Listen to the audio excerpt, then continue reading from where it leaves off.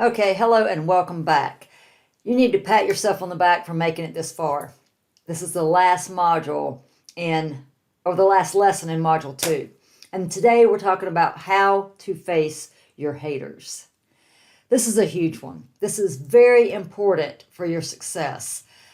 I didn't realize it, but I was basically sabotaging myself because I realized that if you have any success at all, you're going to have haters. And that scares me to death. I'm a people pleaser. I like for everybody to like me. I like for everybody to get along. And I don't like the fact that people are going to be saying negative things about me. Even though they're not true, I still don't like that.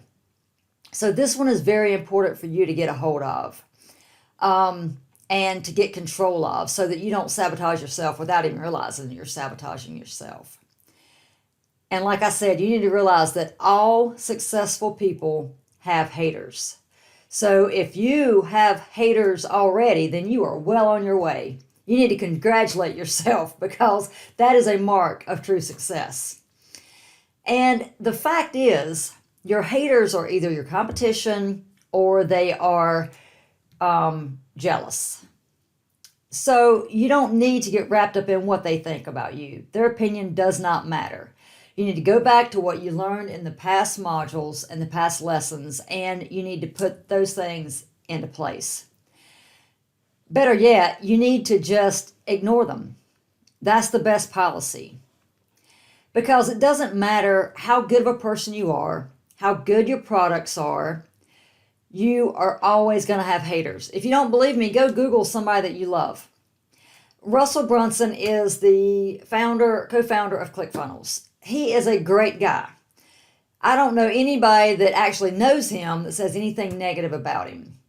But yet, if you Google his name, you're going to see all this negative publicity about him, all these negative websites saying, oh, he's a scammer and he's going to take your money and just everything. They're just lies.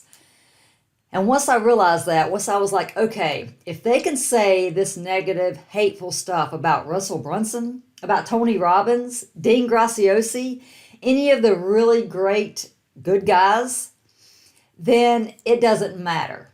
You've got to be able to just put it aside and go forward. Just run your race. And the fact is, it seems like the bigger you get, the more haters come out.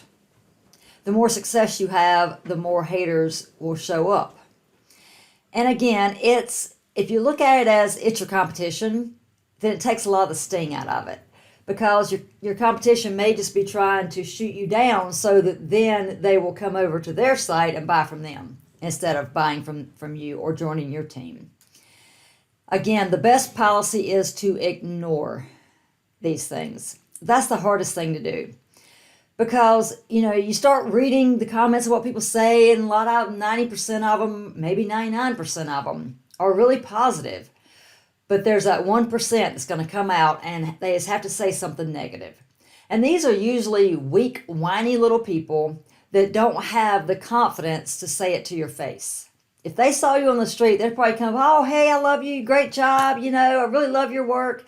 But yet behind the scenes where nobody has to face them, they're all this big bad person. They can say anything they want to behind the computer walls. That's why sometimes modern technology is a bad thing.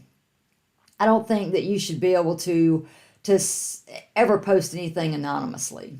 You should have to say who you are, and you should have to do it on camera. If you're going to say something negative, you should have to put it on camera and let everybody see you so they can judge whether or not you're telling the truth and whether or not you believe what you're saying. Another thing is don't even read it. If you can just avoid it altogether, that's going to clear your mind up for the positive things. You can block these people. You can remove the content from your page. Because look, you don't want people that don't know you to read their uninformed opinion and believe it. So that's why you want to remove that from your content. You don't want the negative publicity out there.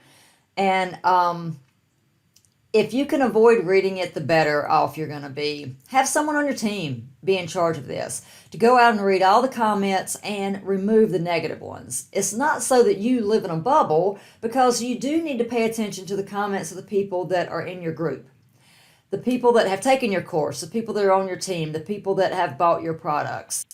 You do want to know what they're saying about you, and you want to make any changes necessary to your course. But these random fly-by-night people that just come into your life to wreak havoc, you don't care what they say.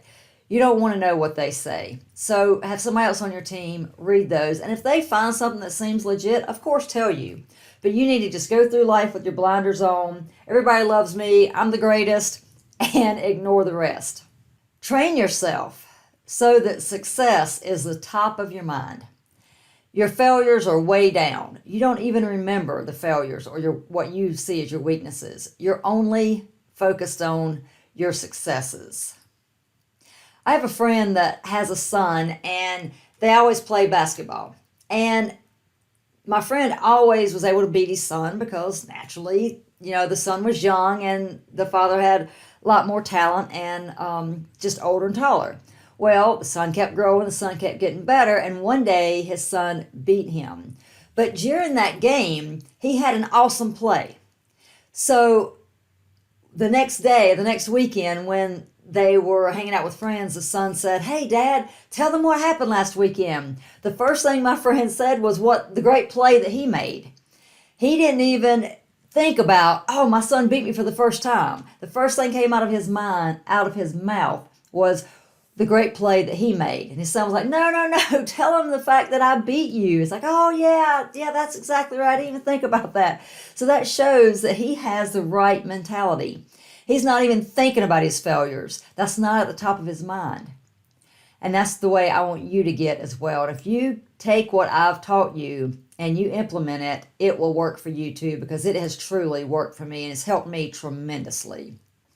And if people post negative comments about you, this is basically, I'm talking about on your social media.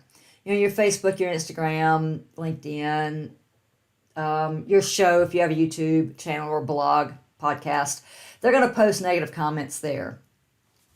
And some may even go to the expense of purchasing a domain to trash you. That's what I noticed about Russell and all them. They'll have a review domain or something, and then they'll go and talk about how, that was such a scam and don't buy his products and all this stuff. And trust me, everything I've ever bought from Russell Brunson has been top notch. He's over delivered, and I've been very thrilled with everything that I've purchased from him. So you can't believe all those negative comments. If you do make the mistake of starting to read the negative comments and going down that rabbit hole, you need to remind yourself that it's your mind trying to protect you. And that will hopefully stop the negative loop. But your mind, since it is trying to protect you, it's going to use that negative comment from your haters as justification. "See, I told you you're not an expert. See, I told you you couldn't do this. See, I told you nobody's going to buy your stuff. They think you're a scam." You're not. It's just negative people trying to get under your skin and trying to stop you. They're either jealous because they didn't have the ambition to do what you're doing. Or, like I said, they're your competition. They're trying to knock you down so that your buyers will go to them.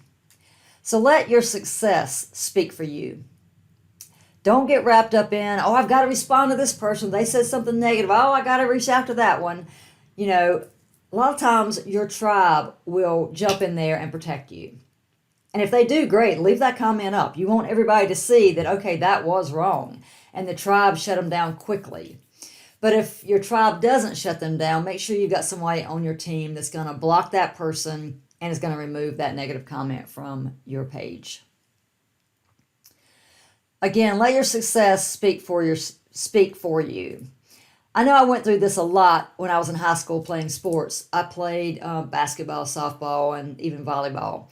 Now in basketball, the fans, every time I touched the ball, the fans would start screaming. Well, to begin with, that really blows your mind, because you're like, why are they screaming every time I touch the ball? What is going on?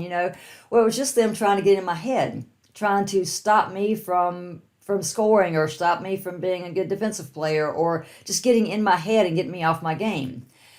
I would just smile and realize, oh, I must be really good for them to scream every time I get the ball. That means they think I'm the best on this team because they're trying to get in my head. So I even had it figured out in high school. Now, don't let me fool you. I didn't always do this. Sometimes it did get under my skin and it did bother me. But for the most part, I was able to just say, no, they're just trying to mess with me. And I smiled and I went ahead and did my thing. Also, in softball, I'm a small frame person. I'm not very tall. I'm not a very big person. So when I would get up to bat, they would assume that I had no power. Again, because I'm a very small person. So they would be like, okay, come in, bring the outfield in, and just make a big spectacle, making sure everybody came in because I was coming up to bat. Well, that would make me angry, and then I would hit it as hard as I could, and a lot of times I did hit it over their heads. In park, home run. Well, then the next time I came up to bat, back it up, back it up.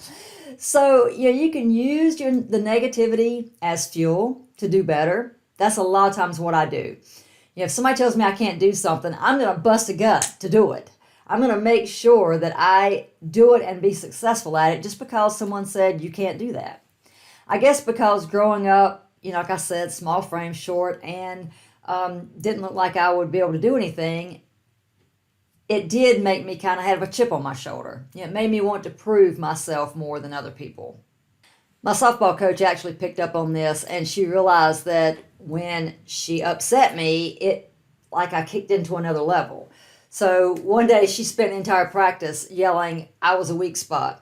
And she would hit the ball to me over and over and over, hit it at different spots. And I caught balls that I was normally not able to reach because I just dug down deep and I was bound and determined to prove her wrong. So again, use it as your fuel. Use it as, okay, I'm going to prove you wrong. I am going to be successful and you can't stop me. I listen to Joel Osteen. He's a minister on TV. I listen to him a lot, and he's very uplifting, very motivational. And he told this when he first started. He doesn't have a degree in seminary. He doesn't have his degree. I guess that's what it's called, seminary degree. Anyway, he was always behind the scenes. He always did the camera work and made sure the set was right and the lighting was right for his dad. And then when his dad passed away, Joel felt this unbelievable urge to take over the church. He didn't know why or how. He just felt he was supposed to be the one to step up and take the church. So he did. And his dad was a very dynamic speaker, very forceful, and everybody was very attentive to his sermons. And Joel is the opposite. He's very mild and happy-go-lucky and doesn't raise his voice a lot. He just, it just makes you feel good to listen to him speak. So shortly after Joel took over, he, after service, he was, in the lobby area shaking hands and everything, and he overheard some people from the congregation saying, I don't think he's going to make it. He doesn't have what his dad has. He's not a very good speaker. And he let that get in his head.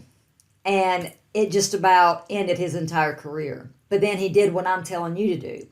He dug down deep. He realized they do not control my destiny. I do, and God does. So I'm not going to listen to what they say. I'm going to let God fight my battles. I'm just going to go out there and do the best I can possibly do. And I'm going to be the best version of me that I can be. So he didn't try to be his dad. He didn't try to be the other popular ministers at the time. He just went out there and did his own thing. And people started watching and tuning in by the droves because he has something nobody else has. And he was able to attract more people than his dad was because of his personality. What he thought was his weakness was actually his strength. So if you let the haters stop you, you're letting them win. But if you rise up and you say, no, they are not right. I am not going to let them tell me what I can and cannot do. And you bust through it, you're going to be amazed at the confidence that you have. So please, please, please do not let the haters stop you from living the life of your dreams. getting the life that you know you were born to have, and helping the people that are out there waiting for you to step up and be the person that you are meant to be. Thanks for listening. I'll see you in the next lesson.